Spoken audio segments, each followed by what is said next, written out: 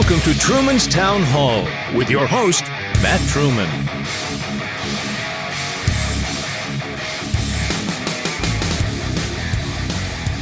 Hello, this is Matt Truman.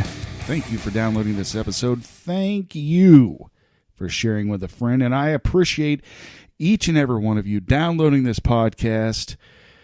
I know it's only an audio podcast, and we should probably do some videos and stuff, but in the meantime, I like audio. I have a face for audio, or radio, as they used to say back in the day. Ladies and gentlemen, a lot of things are happening around the world and in our country here in the United States, and we're going to try to dive into a little bit of that today on Truman's Town Hall. First things first, biological labs in Ukraine. Dun, dun, dun. Last night, I happened to tune in to Tucker Carlson, and I heard a report. You will hear that report today. But first, let's hear the reaction from all the news stations. Not all of them. Maybe one. We'll do one news station because they did not like it. They did not like Tucker's report on biolabs in Ukraine. Now, they're there.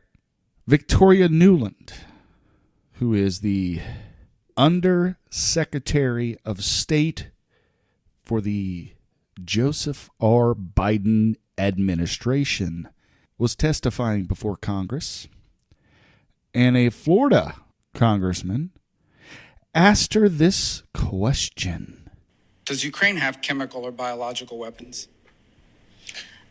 Ukraine has biological research facilities, which, in fact, we are now quite concerned Russian forces may be seeking to gain control of. So we are working with the Ukrainians on how they can prevent any of those research materials from falling into the hands of Russian forces should they approach. I'm sure you're aware that the Russian propaganda groups are already putting out there all kinds of information about how they've uncovered a plot by the Ukrainians to release biological weapons in the country and with NATO's coordination.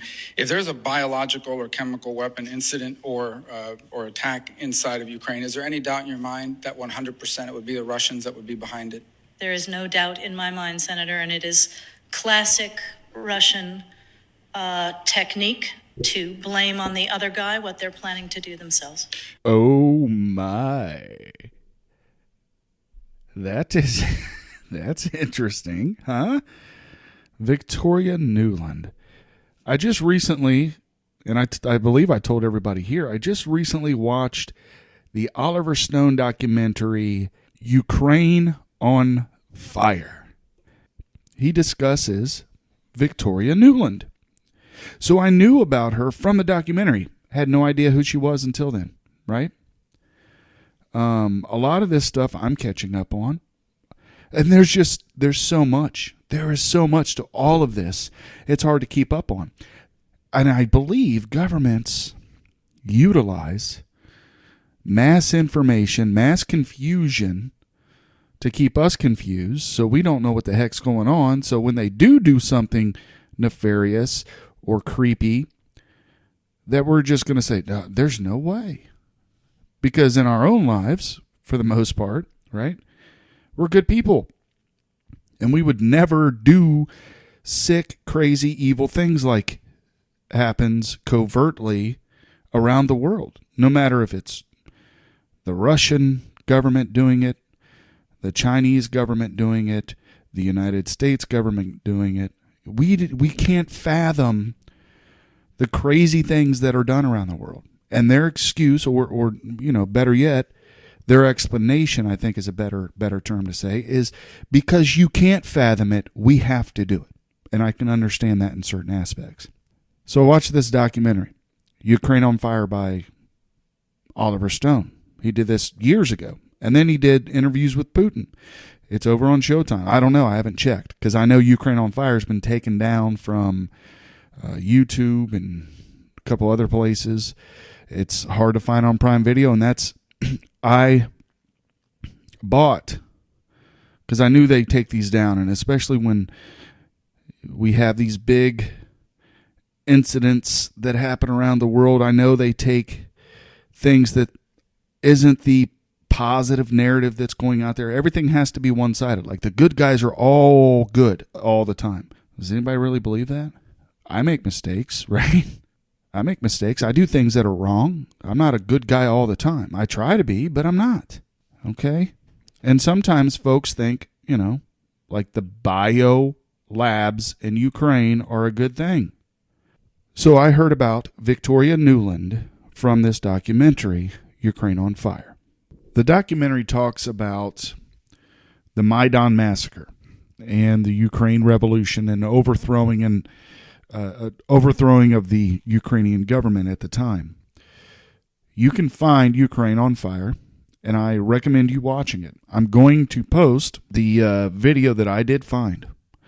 I'm going to post it in the comments of this podcast, and if it's still there, great. If not, oh well. You got to go through a couple different levels where it says YouTube finds this inappropriate. Well, it's a documentary by Oliver Stone. He did JFK. That was critical of the United States government. I think it was. For some folks of the United States government, it was very, and I'm going on a tangent. Boy, oh boy, I do this.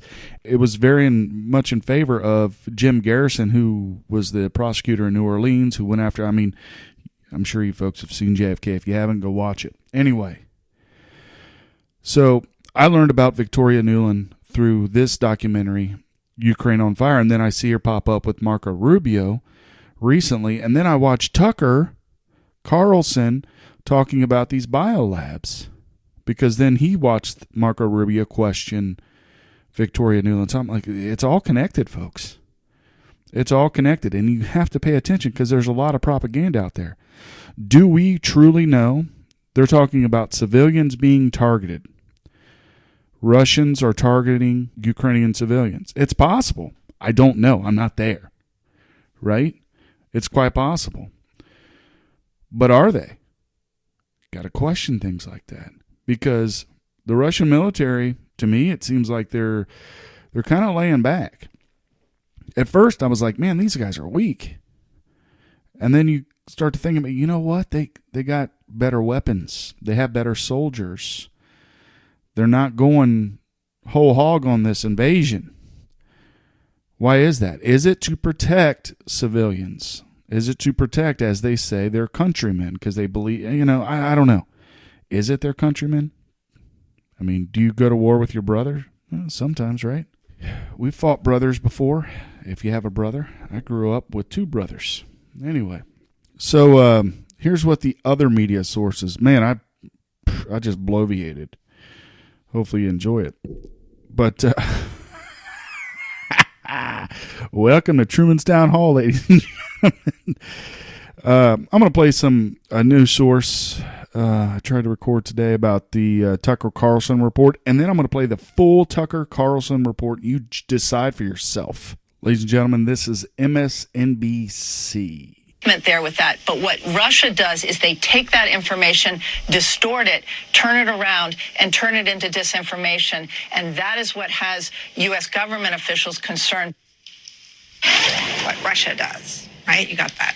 So that was on Fox News last night.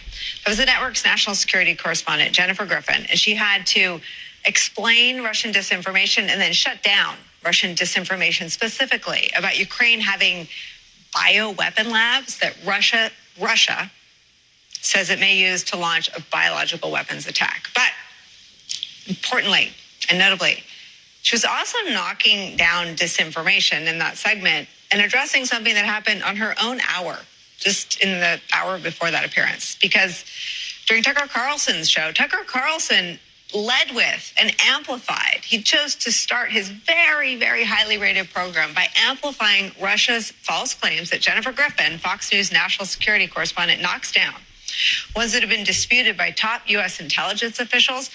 I'm not going to play his comments, but you need to know that they're happening. ABC's Jonathan Karl laid out the highlights in a tweet a couple hours ago. He tweeted this. Tucker Carlson says the U.S., quote, helped encourage the Russian invasion, says that they engineered a coup in Ukraine in the name of democracy. Confirmed Russian claims about bioweapons are totally and completely true. Who else says this BS? Well, Vladimir Putin does. Joining our conversation, the aforementioned Jonathan Karl, ABC News chief Washington correspondent, author of the book Betrayal. Ambassador Michael McFall and Rick Stengel are still here. So, John Karl, I will cop to monitoring Fox News last night because I'm, as an ex-Republican, I haven't given up my fever dream that something will break the fever, that there will be this moment when Fox News will break up with Putin. And I thought this might be it. And so I have been monitoring it. I was shocked by what Tucker Carlson did editorially last night. I was heartened a little bit by the fact check from the national security correspondent, but then you called it out. Explain. Well, it was an extraordinary segment because, first of all, he was giving credence to what the Russians are now saying, a really classic propaganda claim that the United States is manufacturing or has been manufacturing chemical, biological weapons in Ukraine. And Tucker Carlson used the segment to echo that claim, say that he was at first skeptical about it, but now, he's convinced that there's credence to it.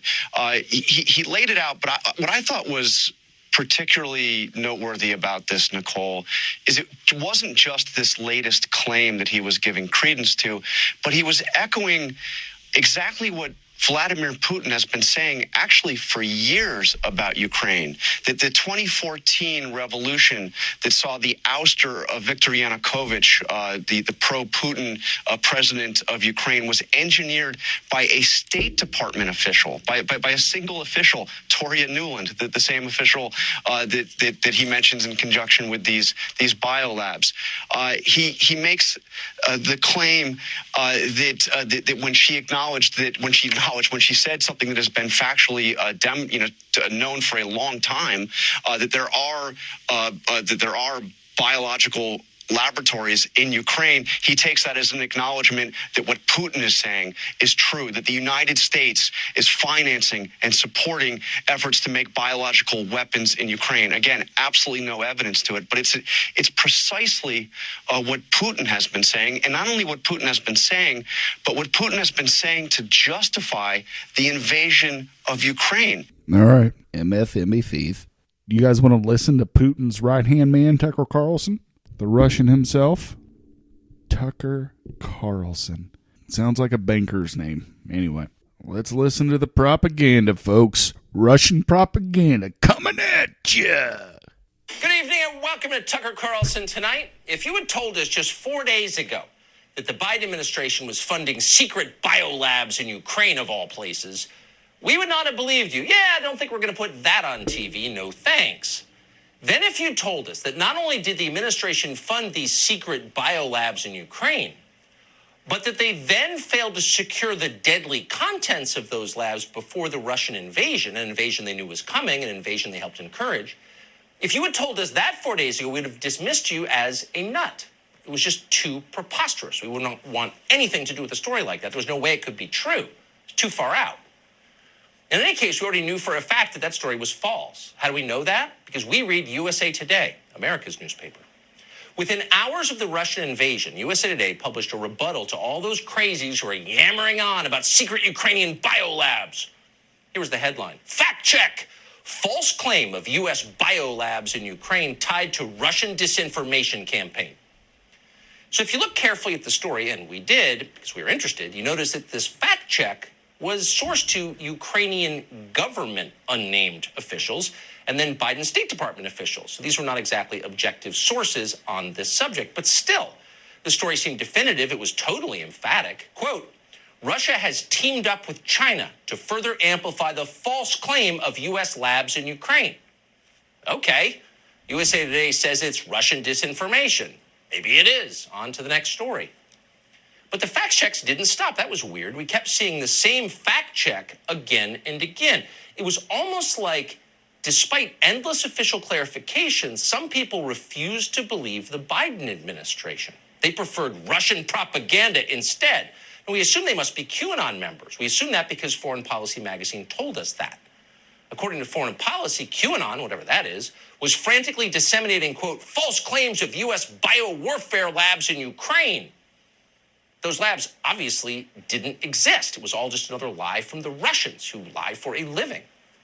Then the European Union weighed in, throwing its credibility behind the same claim. These are conspiracy theories, the EU told us. They're lies spread by Putin.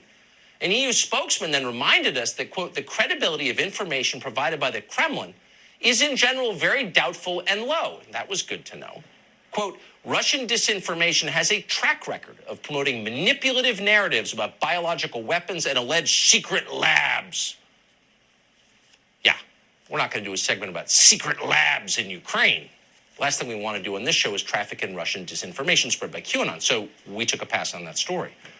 And that's where things stood until yesterday, when we happened to tune in to a hearing of the Senate Foreign Relations Committee. Tori Newman was testifying, so we were interested. Newman's one of the people who brought us the Iraq War, never apologized for that, and kept getting promoted, because that's how D.C. works.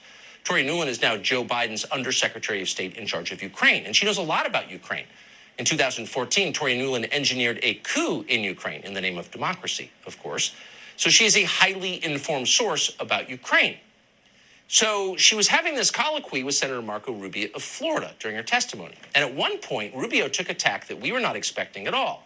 He asked Newman if Ukraine had biological weapons. We'd never imagined Ukraine would have biological weapons. Why would Ukraine have bioweapons? So it seemed like a pretty strange question. But it wasn't half as shocking as the answer he got. Watch what Tori Newman said. Does Ukraine have chemical or biological weapons? Ukraine has biological research facilities, which, in fact, we are now quite concerned Russian forces may be seeking to gain control of. So we are working with the Ukrainians on how they can prevent any of those research materials from falling into the hands of Russian forces should they approach. Does Ukraine have biological weapons? Ukraine has biological research facilities. What? You mean secret biolabs? Like the secret biolabs Ukraine definitely doesn't have? Ukraine has those? Yes, it does. And not only does Ukraine have secret biolabs, Tori Newman said, whatever they're doing in those labs is so dangerous and so scary that she is, quote, quite concerned that the so-called research material inside those biolabs might fall into the hands of Russian forces. Trying not to use profanity on the air to describe our reaction, our jaws drop. Let's leave it there. Under oath in an open committee hearing, Tori Newman just confirmed that the Russian disinformation they've been telling us for days is a lie and a conspiracy theory and crazy and immoral to believe is in fact totally and completely true. Whoa. You don't hear things like that every day in Washington. Talk about a showstopper. And a dozen questions instantly jump to mind. What exactly are they doing in these secret Ukrainian biolabs? Ukraine is the poorest country in Europe. It's hardly a hotbed of biomedical research. We're assuming these weren't pharmaceutical labs, probably not developing new leukemia drugs. From your answer, Tori Newman, we would assume, because you all but said it, that there's a military application to this research, that they were working on bioweapons. Again, your answer suggests that. Why would we fund something like that in Ukraine? And why didn't you secure the contents of these biolabs before the Russians arrived, as you knew they would? And then why did you go out of your way to lie to the American public about all of this? If the, quote, research materials in these labs were to escape somehow, and you seem very concerned about that, what would be the effect on Ukraine and then on the rest of the world? How can we prepare for the consequences of that, this thing that you're worried about? Shouldn't we be preparing? Because as it turns out, we've just spent the last 2 years living with a pathogen that began in another foreign biolab funded by the United States government secretly. So this question is on our mind. It seems fair. Now, that's some of what we would have asked if we were U.S. senators, which we're not. Yes, there's a time limit be damned, because this is kind of important. But Rubio did not ask those questions. Instead, he changed the subject and told us, once again, that Vladimir Putin is bad. Watch. If there's a biological or chemical weapon incident or attack inside of Ukraine, is there any doubt in your mind that 100% it would be the Russians that would be behind it? There is no doubt in my mind, Senator, and it is classic Russian technique to blame on the other guy what they're planning to do themselves. Okay, just get a pen. It's a classic Russian technique to blame on the other guy what they are planning to do themselves. That's what Tori Newman said. We almost laughed out loud. So what you're saying, Tori Newman, if, for example, you were funding secret biolabs in Ukraine but wanted to hide that fact from the people who are paying for it, in whose name you were doing it, then you might lie about it by claiming the Russians were lying about it. In other words, you might mount a disinformation campaign by claiming the other guy was mounting a disinformation campaign. Is that what you're saying, Tori Newland? It's pretty funny. What's not funny is that this is all entirely real. We invited Marco Rubio on this show tonight to tell us what he knows about these biolabs. He declined to come. That invitation remains open. In the meantime, let's review what little we do know about this. We're going to start with a spokesman for the Russian Defense Ministry on Sunday. Now, we would never do this. We've never played anything like this on the show before because, of course, we're Americans and we want to know what's going on. We ask our own officials, the people we elect and whose salaries we pay, because it's our country. We don't go to foreign sources because we trust our own sources first. But when it turns out the people who represent us and run our government are lying to us and never apologize for it and doing horrific things in our names, then you have to open your mind a little bit and at least assess what other people are saying. So here was the Russian claim. Watch. During the course of the special military operation, facts were uncovered of the Kyiv regime mopping up traces of military biological program under development in Ukraine, financed by the U.S. Defense Ministry. Okay, so that apparently, we hadn't seen that until this afternoon we started poking around. That may have been the root of the conspiracy theories that the fact checks told us were Russian disinformation. Let's quote it. Military biological programs are under development in Ukraine, financed by the U.S. Defense Ministry. That's the Russian claim. Separately, a Russian foreign ministry spokesman said the Ukrainians are working on deadly pathogens, including plague and anthrax. Is that true? Now, obviously, we would not take Russia's word for that, ever. But we don't have to take Russia's word for that. The U.S. Defense Department has a website that contains this media clip about the opening of a biological research facility in Ukraine in 2010. Quote, U.S. Senator Dick Lugar applauded the opening of the interim Central Reference Laboratory in Odessa, Ukraine this week, announcing that it will be instrumental in researching dangerous pathogens used by bioterrorists. The Level 3 Biosafety Lab will be used to study anthrax, tularemia, and Q fever, as well as other dangerous pathogens. Oh, okay.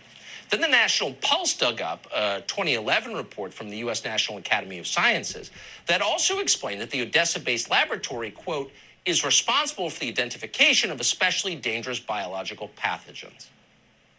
So what we're doing, this is not the first time you've heard this story, we are funding the creation of deadly pathogens so we can study them and prevent people from getting infected with them, maybe? There are lots of examples of this. The U.S. Embassy in Ukraine has a handy webpage explaining that American and Ukrainian scientists have worked on a whole bunch of different experiments like this. Some of the projects include work on African swine fever virus, hemorrhagic fever virus, and various avian respiratory viruses. The interesting thing, the telling thing, is that the U.S. Embassy's website also contains links to fact sheets about America's support for biological research in Ukraine, but all those links are now dead. That's weird. It's our government. We pay for it. Again, they're there in our name, in the name of American citizens, but we can no longer read their webpage? How does that work exactly? They have no right to lie to us. The webpage is archived, thankfully, and the fact sheets show Defense Department funding to laboratories in Ukraine. So that looks like proof. It's not Russian disinformation. It's totally real. Sorry, USA Today, America's newspaper. It's real. You can look it up on the internet if you want. In the face of that evidence, the Pentagon is still lying about it. And in fact, they're repeating the same unbelievably stupid and now thoroughly discredited lies the fact checkers have told for weeks now. Here's the spokesman for the Pentagon, John Kirby, today. The Russian accusations are absurd. They're laughable. And, in the words of my Irish Catholic grandfather, a bunch of malarkey. There's nothing to it. It's classic Russian propaganda, and I wouldn't, if I were you, I wouldn't give it. I wouldn't give it a drop of ink worth paying attention to. Yeah, but can you explain to us has there been any relationship between the? We are not developing biological or chemical weapons inside Ukraine. It's not happening. If I were you, I wouldn't devote a drop of ink to it. First of all, you don't get to make that decision, Mr. Bureaucrat. We have a free press in this country. You don't get to decide. But you'll notice at the end of that, Kirby refuses to answer the question. Has there been a relationship between the U.S. Pentagon and a bioweapons facility in Ukraine? And if so, what is that relationship? That's Russian disinformation. What's the answer? We're not developing WMD in Ukraine right now. Okay, got it. But why are we funding this, and what exactly are we funding? We reached out to the State Department separately, and they provided us with this very carefully worded statement. Quote, the U.S. Department of Defense does not own or operate biological laboratories in Ukraine. Not that anyone said they did. Continuing the quote, Under Secretary Nuland was referring to Ukrainian diagnostic and biodefense laboratories during her testimony, which are not biological weapons facilities. What's the difference exactly? Continuing the quote, these institutions counter biological threats throughout the country. End quote. So that means nothing. You could describe our nuclear stockpile correctly as defensive. Our nuclear weapons are not designed to preemptively kill anybody. They're designed to prevent other people from killing us. But they're still nuclear weapons. So why don't you stop lying and telling us what's going on here? And why don't you more specifically tell us why you didn't secure these materials? So yes, we're funding secret biolabs in Ukraine, but they're diagnostic and biodefense laboratories that counter biological threats.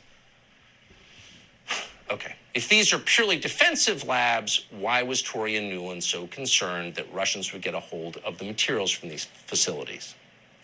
Other world powers have come to the obvious conclusion. Again, we hate to do this, but under these circumstances, we asked our own spokespeople. They lied. We're going to the Foreign Ministry of China, a country we despise. Here's what they said today. They're calling on weapons inspectors to take a look at these facilities in Ukraine right away. Over the past 2 decades, the United States has been blocking the establishment of a verification regime to the Biological Weapons Convention and refused to accept the inspection of biological facilities within and outside its borders. The move has further aggravated the concern of the international community. We once again urge the U.S. to provide full clarification of its biomilitarization activities within and outside its borders and accept multilateral verification.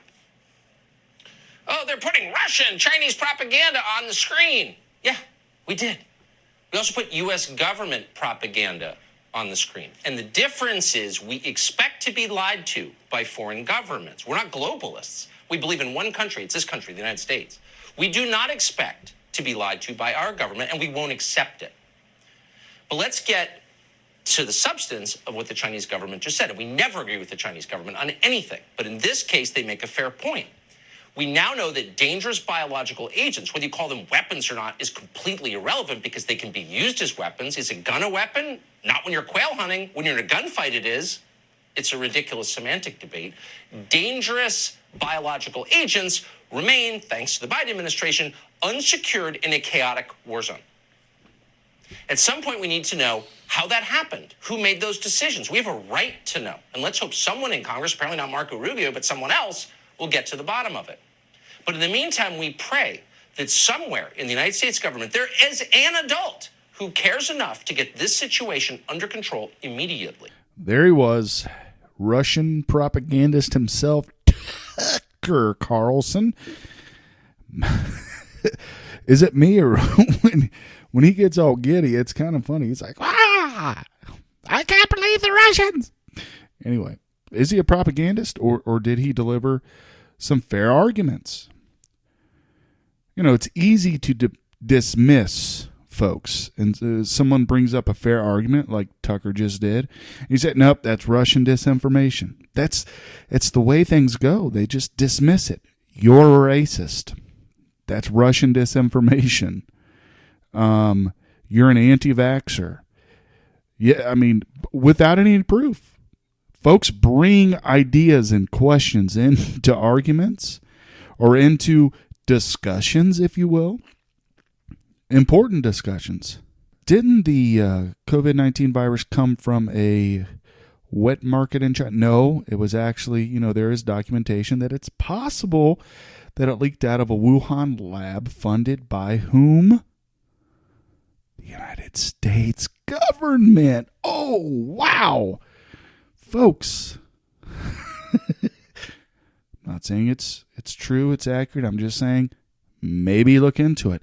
Maybe think for yourself and don't allow bureaucrats, news stations, even Tucker, right? MSNBC, CNN, BBC, DW News, We On News, all the things we play on here. Don't take Truman's Town Hall's word for it. Be someone who is critically thinking about all the aspects to everything that's happening right now. COVID, when Russia invaded Ukraine, COVID disappeared. It went away. Mask mandates get lifted. Companies begin to hire people who are unvaccinated. It just went away. Why is that? Is it because the folks talking about COVID-19, the folks questioning the official, quote-unquote, narrative actually had some good points? And we found out, you know what, this just isn't right. Folks, it's a wild world we're living in. And I don't know what to believe. You don't know what to believe. And I'm just putting it out here. I'm just throwing out information. Take it or leave it. It is what it is. I'm not always right. I'm not always wrong either. So, that was an interesting report. Yet, Tucker Carlson is now considered a Russian propagandist. Putin's boy. Is Putin all bad? I don't know. Is Zelensky all good? I don't know. I would have to say no to both. Putin isn't all bad, and Zelensky isn't all good. All right. Wow, we could talk about so much stuff right now. It's just but there's so much information. You guys want to listen? I believe President Trump was on Sean Hannity tonight. I haven't listened to it. I got my phone right here. I'm going to play the interview, and I'm going to listen with you guys, right? And then we'll talk about it after. Before I got on to record this podcast, I was listening to Tucker. He went into more things about this report, but it was more so like, hey, they're trying to debunk what I said yesterday and call me a Russian agent and blah, blah, blah.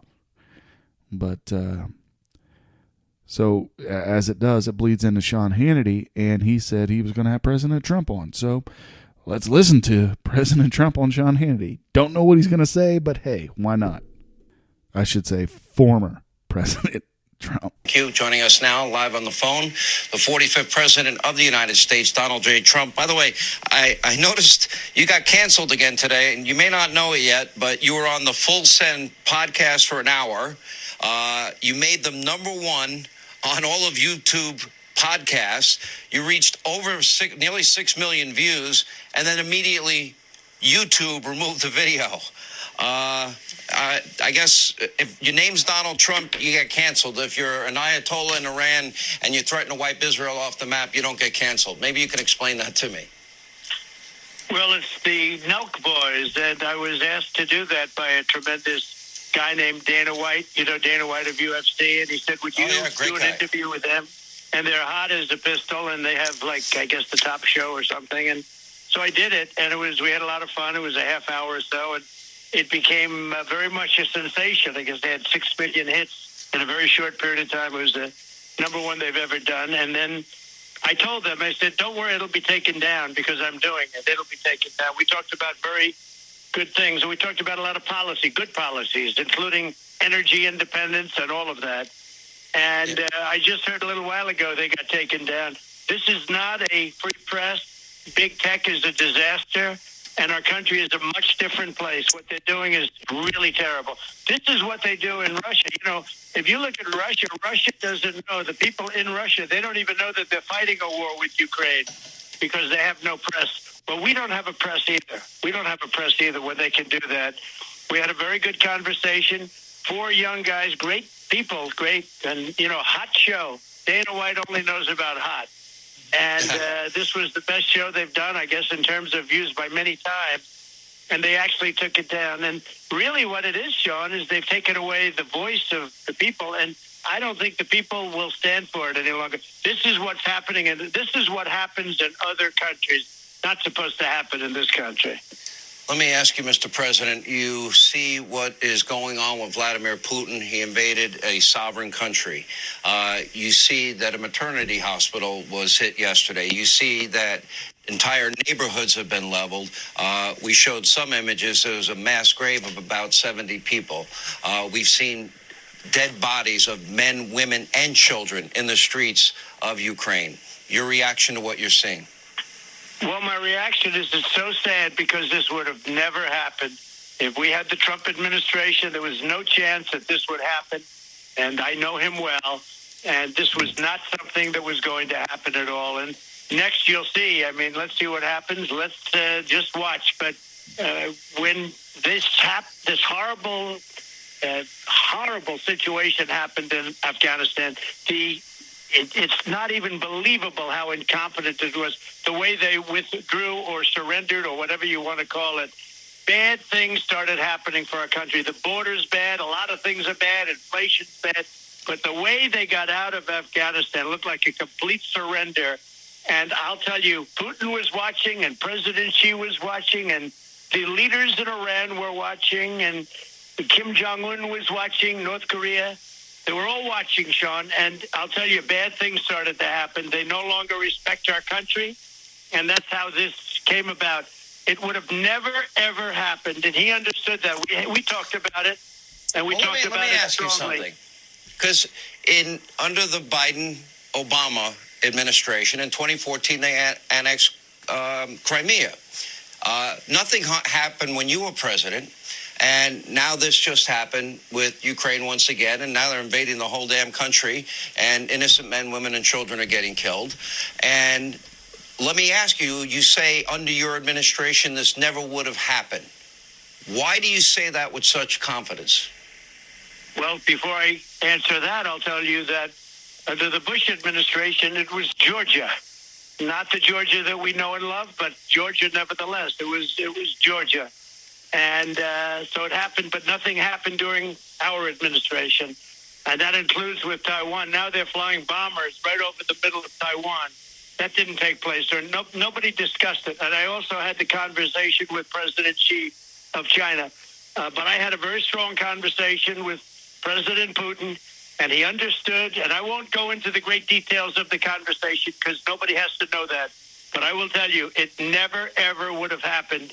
If I was president, if we had the Trump administration in there, like we had tremendous years, tremendous success, economy, energy independent, all of the things that the largest tax cuts in the history of our country, which helped bring about the greatest economy we've ever had, this would have never, ever happened. So when I look at it and I look at the horrible things taking place, you wouldn't even believe what's taking place. I mean, to have everything on video because people have cell phones today. So you see all of this, you see most of it in one form or another on video. It's a horrible thing to watch. It would have never happened, and it never should have happened. I just watched on your show, the vice president laughing about the immigration. That's this horrible situation with the immigration, and I just watched the laugh, and it was almost like the laugh of a mad woman to be laughing about that. It's a sad situation. We have people in there that are grossly incompetent, and you know it, and so does everybody else. And by the way, and so do the Democrats know it. I'm going to get back to the issue of why Putin wouldn't do it if you were president. You came under some fire when you said that Vladimir Putin's very smart. I think I know you a little bit better than most people in the media, and I think you also recognize he's evil, do you not? Well, I I was referring to the fact that he said this is an independent nation, talking about Ukraine. And I said, some said this is before there was any attack. He's calling it an independent nation. Now, a lot of things are changing. When you look, this doesn't seem to be the same Putin that I was dealing with. But I will tell you, he wouldn't have changed. If I were dealing with him, he wouldn't have changed. You know, I supplied, and I know Biden is trying to take credit, and they're all trying to take credit about many of the things, the incredible things that we did in the Trump administration. But we supplied the anti-tank busters. They're called javelins. Yeah. And without them, you wouldn't have anything like what's happening. I mean, they're knocking out the tanks one after another. And this has become a much tougher situation, much, much tougher. Also, gunnery for the aircraft, for knocking out aircraft. You know, a lot of aircraft's been knocked out of the air. That's why everyone's saying, how come there aren't very many Russian planes overhead? Well, we hit them with the Stingers and all of the other things that we supplied. We supplied tremendous amounts of equipment so they could defend themselves, and they've done a great job. You look at what's happening, however, with the planes. That's all botched up. The planes from Poland, that's all botched up, and would you have allowed those to be watching? Would you have provided planes to Ukraine now that they're showing a willingness to take on Putin and fight? Well, I would have done it a lot differently than they've done it, and what they've done is just terrible. Back and forth between the United States. Look, Biden, every time he gets up, he says they are a nuclear nation. He should say we are a nuclear nation. And, you know, I rebuilt our whole nuclear arsenal. Stronger, bigger, better than ever before. It's better and it's bigger than Russia. He should say we are a nuclear nation and we don't want war and we don't want to wipe out anything to do and we don't want to wipe out Russia. This is the way he should be talking.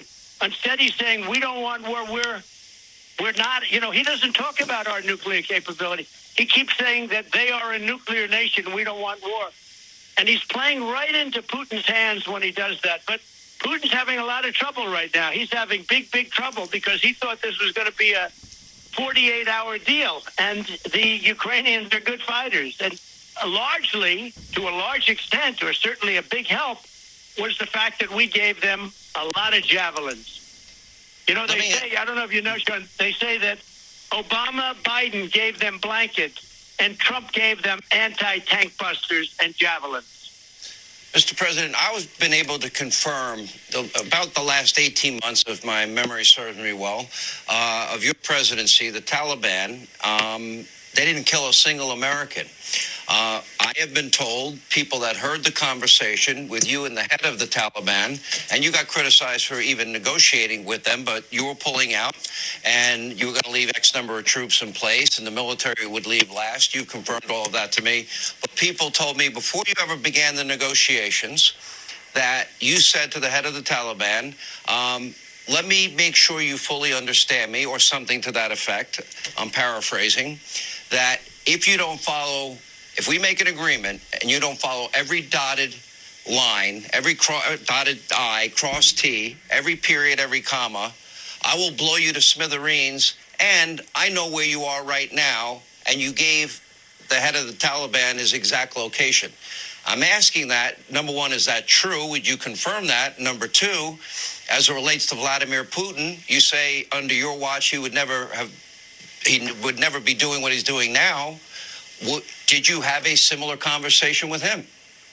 So in a slightly different form, the answer is yes. We didn't lose one American soldier in 18 months. The Taliban, headed by Abdul, who's there right now, he's leading it right now, and they have $85 billion worth of the best military equipment in the world, 70,000 trucks, 700,000 rifles, machine guns, night goggles, planes, tanks. They have one of the most powerful militaries in the world. They can't use it because it's certain reasons they can't use it. But it was not busted up like they say. Some of these things were brand new, never used before. $85 billion, and they're selling a lot of it. You know, they're one of the largest arms merchants right now anywhere in the world. Yeah, Abdul knew that he would be hit so hard, like they've never been hit before, if they kill any American soldiers, because they killed a lot of soldiers under the previous administration, as you know. And 18 months we went, and there was no reason. I'm the one that got it down to 2,000, and we were going to pull out. But we were going to keep Bagram, and not because of Afghanistan, but because of China. 1 hour away from where China makes its nuclear weapons. We were going to keep it. Billions of dollars spent, massive Air Force base. We were going to keep Bagram, and we were going to be the last out. They took the military out first. So I don't know. You play it every night, and you talk about the hostages that are left in Afghanistan. It's a very sad thing. We have American hostages right now, people, American citizens, and others that shouldn't be there, that should have come out. They're right now in Afghanistan, and it's a terrible thing. But they knew that they can't play games. They can't play around. And he understood. And we didn't have one soldier killed. Not one military person was killed in 18 months. And actually, Biden was the one that admitted that. He said, whether you like it or not, there's been no soldier killed in 18 months. Now, his people were not happy when he said it, but he said it. And let me go back then. That was very unusual, actually. Let me go back then to the issue of the criticism, because I've known you well over 25 years. And when you got criticized for saying that Vladimir Putin is smart, we've had many conversations, and you've often quoted to me Sun Tzu, The Art of War. Keep your friends close and your enemies closer. Is that how you viewed Vladimir? Did you view Vladimir Putin and people like President Xi and Kim Jong-un and the Iranian mullahs as enemies that you needed to keep close? I got along with these people. I got along with them well. That doesn't mean they're good people. It doesn't mean anything other than the fact that I understood them, and perhaps they understood me. Maybe they understood me even better. That's okay, because they knew there'd be a big penalty. In North Korea, I got along with Kim Jong-un. When I first came into office, as you know, President Obama met me in the Oval Office. He said, we're going to probably, the biggest problem you have is North Korea. We're going to end up in a war with North Korea. Could be a nuclear war. We had no problem with North Korea. I got along with him well. We understood each other. I got along with Putin. I got along with Xi. They understood. There was never going to be a takeover of Taiwan. There was never going to be a takeover of Taiwan. I want to understand your thinking, though. And the thinking is we got along, but you knew that they were looking out for their interests at all times. 100%. Yeah. And you understood 100%. That they were capable of evil things. Putin is for Russia, and you see what happened. And that's all because they didn't respect our leader. Look, there was nobody, and Putin would tell you this if he was telling the truth, and I'm sure he told it to all of his inner sanctum. Nobody was tougher on Russia than me. I closed down the pipeline. Biden came in incredibly. He opened the pipeline, closed the American pipeline, and pipeline, by the way, very soon. You'll be seeing that. But I closed the pipeline going into Germany and other parts of Europe. Nord Stream 2. Nobody ever heard of Nord Stream 2 until I came along. I closed it down. It was a dead deal. And then he opened it up. I was sanctioning everybody. Nobody ever, and as we said, I gave them the javelins, the anti-tank busters. I gave them weaponry in Ukraine. Nobody was ever tougher on Russia than me. Nobody was ever even close to being tough like I was on Russia. And then you hear the Russia hoax. You know, the whole hoax made up by Hillary Clinton and the Democrats. And frankly, that was very bad for our country. I said it very often. Very, very bad, very dangerous, very bad. And hopefully a lot of things are going to happen with those people because they created a false narrative. But nobody was ever tough on Russia like I was. And Putin will tell you. But Putin will also tell a very small group of people that he would have never gone in while I was president. And he didn't. You know, the fact is he didn't. They went into Georgia, and they went into Crimea, and they went into, now they want the whole ball of wax. Let's say 4 years, Sean, for 4 years, they did nothing. Let me ask this question then. Let's say you were back as president tomorrow, or Joe Biden, got smart for a minute, maybe called you and said, what do you think? With the situation as it currently is, what would you do if you were president right now? Well, look, we lost our cards because we're not really in a position now, the kind of negotiating position we had before this disaster happened. And Putin is sort of in a bad corner because this was supposed to be over quickly, and it's turning into be a disaster because the Ukrainians are brilliant fighters. And don't forget, you have, out of 47 million people, you could have 2 million people that are armed with rifles. That's a lot of people. He doesn't have anywhere near the capacity to handle that many people. So you'll have a lot of people. You'll have a couple of million people, perhaps, in Ukraine with rifles, hiding behind columns and hiding in rooms. It's very hard for him to do this right now. He was going to do it quickly, surgically, and it didn't work out. So in a way, he's cornered, and that's both a good thing and a bad thing. It's a bad thing because he could do some very bad things. He's got big power. So do we. We have bigger power than he does. But he could do some very bad things. So it's not a good time to be put into a position to try and negotiate. With that being said, I think he'd love, I bet he said, I wish I never started this mess because he's in a mess. And even if he so-called takes it over, he'll be fighting for years. And, everything's knocked down. It's all knocked down. These cities have to be rebuilt. It's going to cost trillions of dollars to rebuild would Ukraine. You provide, and it's going to get worse before it gets better. Beyond the Javelins and the Stinger missiles, do you believe NATO countries, the United States, Western European countries should be providing fighter jets like Poland was trying to offer, and apparently the Biden administration stopped it? Well, it's sort of strange that we can give the Javelins and we have no problem, but we can't give an airplane. So it's a little bit strange, right? We can give Javelins, we can give them all sorts of weaponry, which I gave them. But all of a sudden, if you give them an airplane, that's that's going to start World War III. We have a problem. You have people that are just being decimated. I see a mother, her legs are off, and her baby is killed, and she's only concerned about the baby that just got killed. She couldn't care less the legs. She's only concerned. I'm looking at these scenes on television of things that are happening, and nobody can believe them. So something has to happen, Sean. This can't continue. This is a crime, and it truly is a crime against humanity. This is something that has to end, and it has to end soon. The problem with Putin, he's got a very big ego, and if he ends now in most forms, it's going to look like a big loss for him, even if he takes a little extra territory. It's a little hard. I'll tell you, Sean, it's a little hard for Ukraine also, because they're actually doing well, and they'd like to see if they can have their country back. But also, what are they getting? I mean, they're getting all of these cities look like they're almost completely bombed to the ground. It's a war zone. That's the only way to describe it. Let me play you. I'm going to play two cuts of you. The first one is you at the UN, and you were warning of Germany's dependence on Russian oil. And the second one is you lecturing the head of NATO. You did it. I played the full 5 minutes. I can't play that much now. About Europe's dependence on oil while we pay the larger freight in terms of NATO's defense against Russia. I want you to hear the words you uttered back in 2018. Reliance on a single foreign supplier can leave a nation vulnerable to extortion and intimidation.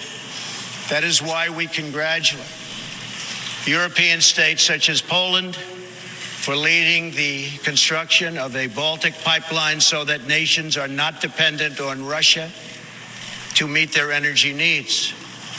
Germany will become totally dependent on Russian energy if it does not immediately change course. Here in the Western Hemisphere, we are committed to maintaining our independence from the encroachment of expansionist foreign powers. I think energy is a much different story than normal trade. And you have a country like Poland that won't accept the gas. You take a look at some of the countries that won't accept it because they don't want to be captive to Russia. But Germany, as far as I'm concerned, is captive to Russia because it's getting so much of its energy from Russia. So we're supposed to protect Germany, but they're getting their energy from Russia. Explain that. And it can't be explained, you know. The German delegation was laughing when you were at the UN. The NATO had nothing to respond. Now we have the highest price per gallon of gasoline in the history of the country. We were paying more to heat and cool our homes. We're paying more for every item we buy at every store we go to, a 40-year high of inflation. You predicted a lot of this would happen. How do we get back to energy independence? Because it seems, I don't know if you saw the montage of Joe Biden at the beginning of the show, this is what he ran on, and this is what he promised, and these are the predictable results, aren't they? Well, he didn't really run on it. If you remember the debates, he would not say anything negative about energy. He said he's considering this and that. Hey, look, he shut down the pipeline, the Keystone XL pipeline. He shut it down almost immediately. He never said he was going to do that. He said he's going to study it. He's going to study it long and hard. So he never really said anything that he was going to become a radical on getting rid of our energy, our liquid gold. I call it liquid gold. It's under our feet. Now we have to go buy it from Venezuela, and we have to buy it from Iran and OPEC. I mean, it's just great. And by the way, and Russia. And interestingly, you know, we're not going to buy from Russia, but Europe is. Much of Europe is. They said, I'm sorry, but we're not, because that's the way it's been. Europe on trade treated us very badly, but it's Europe, and we'll work to protect them also, but we're really protecting them, but they're not doing what we're doing. As far as the pipeline is concerned, I told Angela Merkel loud and clear, and everybody knew it, and there was a lot of reporting on it, and they sort of laughed at me when I said it, but I said, you are going to be a hostage of Russia if you don't do something with this pipeline. You should never, ever make this deal. And by the way, the previous chancellor of Germany heads up the company, the pipeline company. But Nord Stream 2, I said, if you make that deal, you are literally at the mercy of Russia. And Germany shouldn't make the deal. I had an argument. There are those people that say I sent her a white flag of surrender, which I did, because I said, as soon as you have a problem... Did I hear you right? You sent Angela Merkel a white flag of surrender? Oh, yes, I did. I sent it to her. What did she say? Trying to send it in humor. You know, at that point you could have humor because nobody believed it was possible that what I said was true. But I predicted all of this stuff. And by the way, gasoline, watch. I said it was going to be $7, $8. Well, hang on a second. Let me prove your point, because I have 2 cuts of you warning about gas prices. Listen. We have so much oil. We have more oil than anybody, okay? And it's an incredible thing that it's happened over the last few years, a lot of great things, and you're paying, what, $2 a gallon for your gasoline? That's okay. You know what that's like? That's like a tax cut. That's bigger than a tax cut. If Biden got in, you'd be paying $7, $8, $9. Then they say, get rid of your car. We're going to build some more windmills. And gas prices, you like that $2 gas, right? How about $5, $6, and $7? Darling, let's sell the car. It's a little bit too large. Let's get a compact. Biden's plan is an economic death sentence.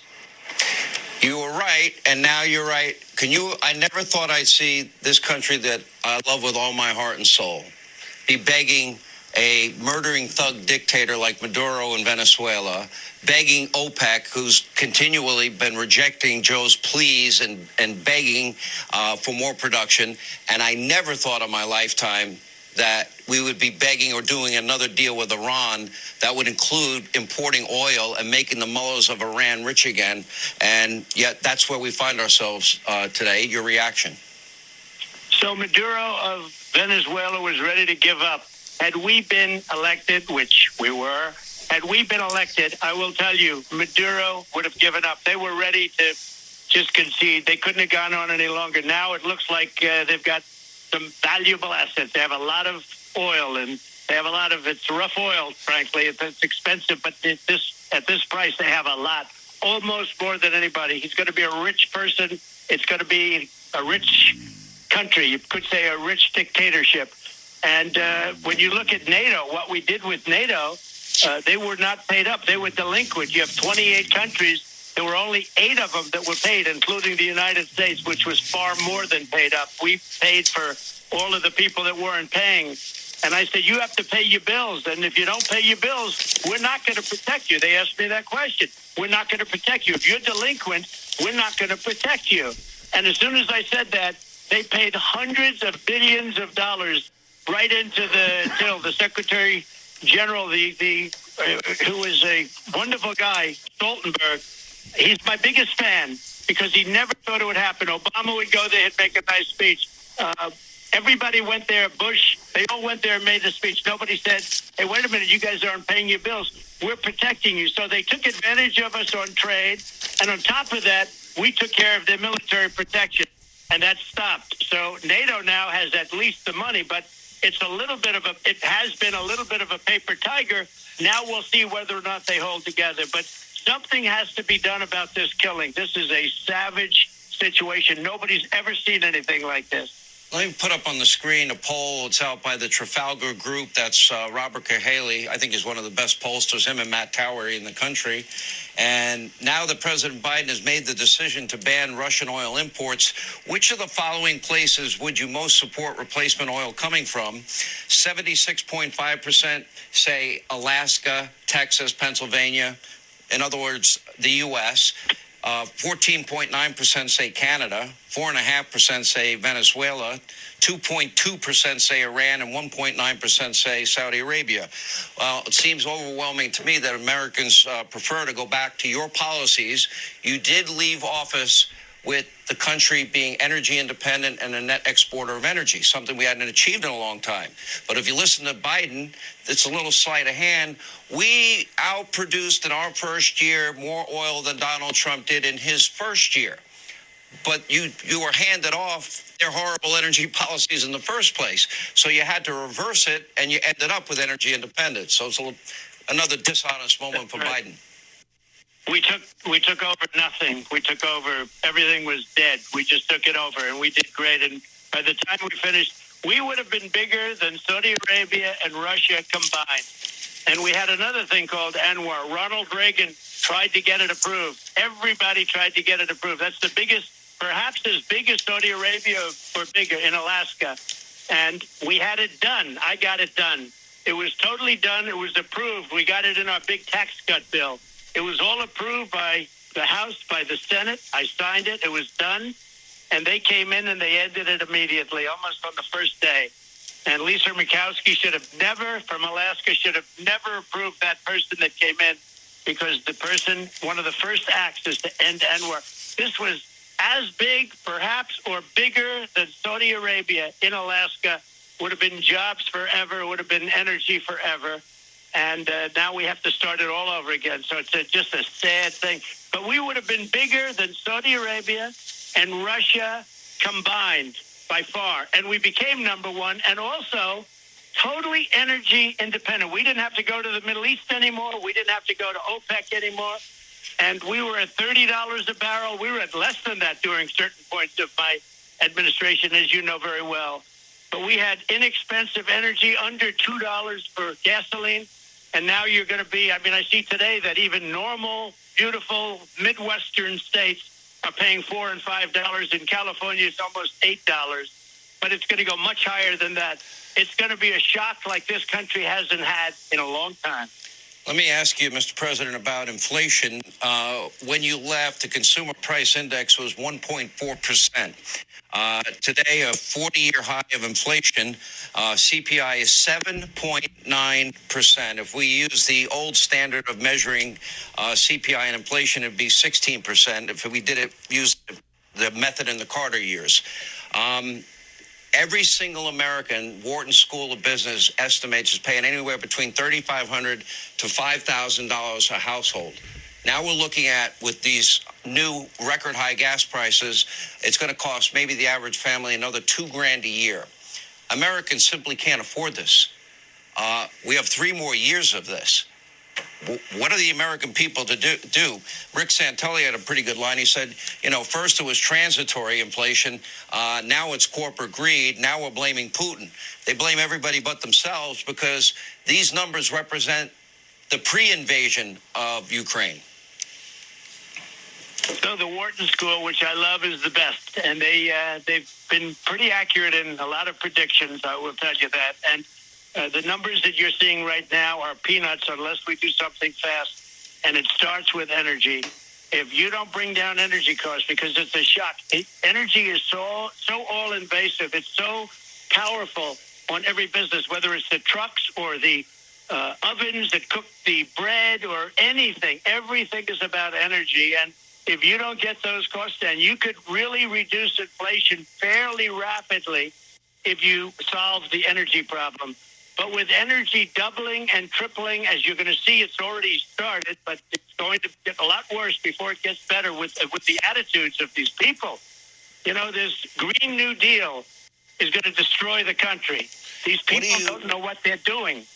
What do you think of this, that Biden is now trying to revive this Iranian nuclear deal? Ironically, I mean, sadly, Russia is brokering the deal, apparently along with China, and that would pave the way for importing oil from the mullahs and Iran.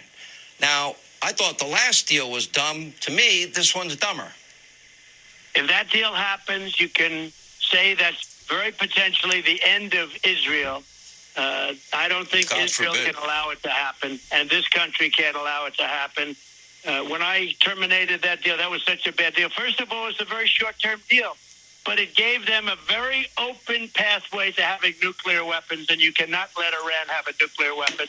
But it will be the end of Israel, in my opinion. And I've been pretty good at prognosticating and pretty good at predicting what's going to happen if you look at the record. It's covered all night long.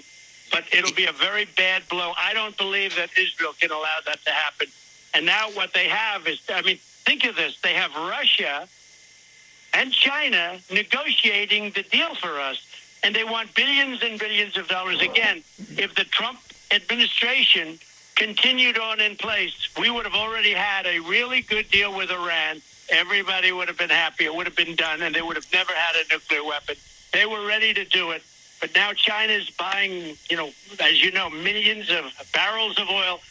When I was there, I said to China, if you buy any oil whatsoever from Iran, making them therefore rich, you're not going to do any business with the United States. We're going to cut it off. We're going to go cold turkey. We're not doing any business with you.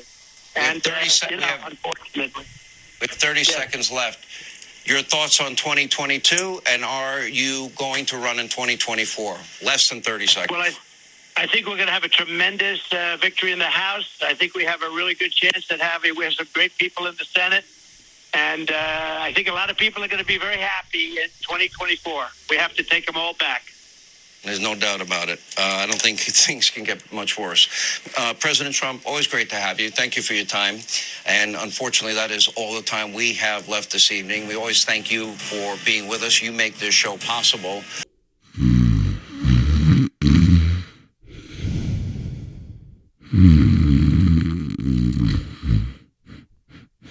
Oh, we're back. Oh, I'm sorry.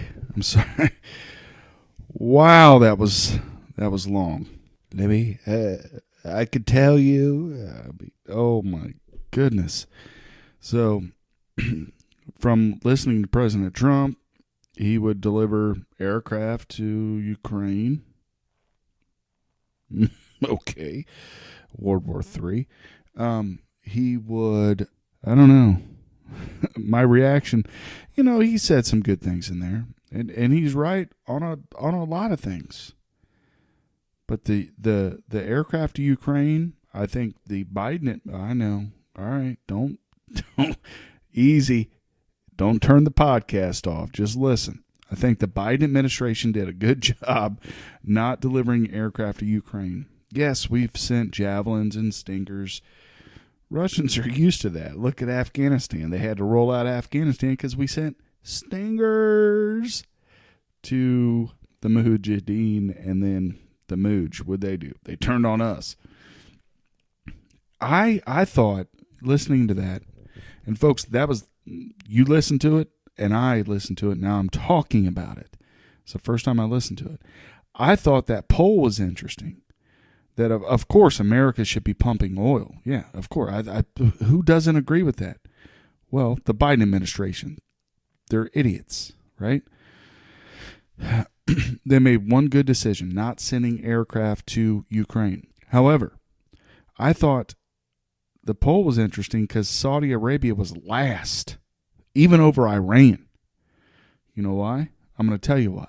Because a lot of Americans that are being polled were a little older. We remember 9/11, and we remember where the attackers from 9/11 came from.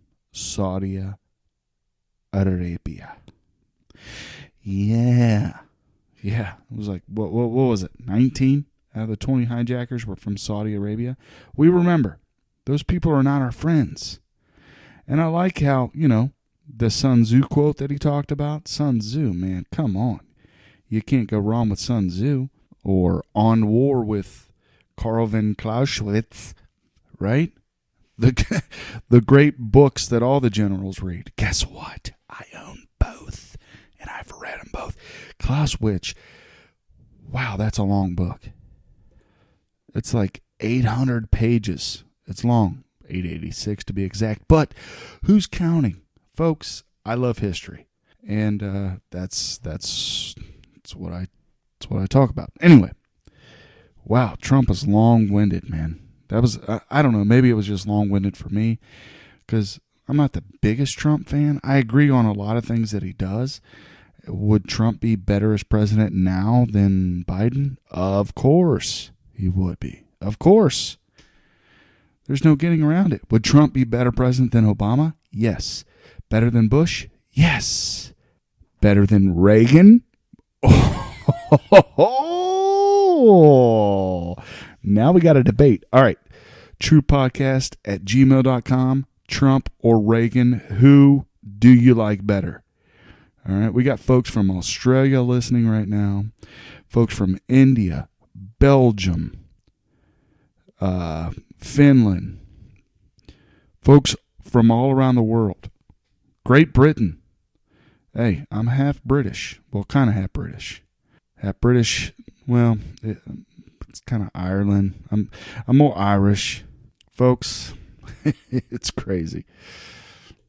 I'm going to try and digest the Trump interview. Hopefully you guys do as well.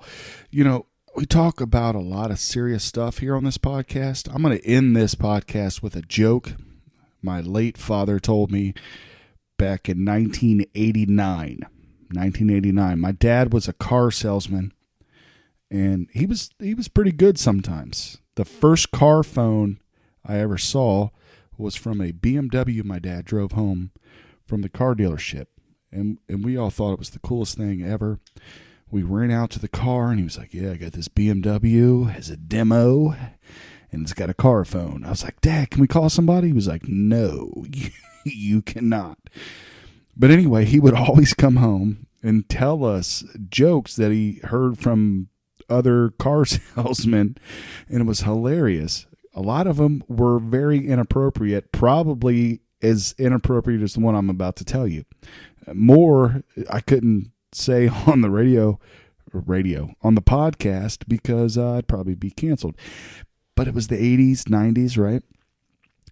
So here goes. There was a guy. Let's just call him Carl. He was out drinking with his buddies. He came home in the evening to his wife. His wife was sleeping. He crawls into bed real silently, and he falls asleep, and he begins to snore. He snores so loud he wakes his wife up. Well, it just so happens that the neighbor next door is a wise lady.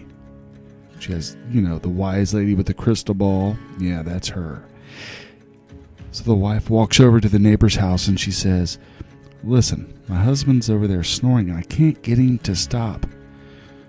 Do you have any advice? The wise lady says, listen, go into your sewing kit. Grab some blue ribbon. Tie it around his balls and he'll stop snoring. So the wife goes home. She goes into her sewing kit. She's got just a little bit of blue ribbon left. She grabs it. She walks in. She ties it around her husband's balls. He stops snoring.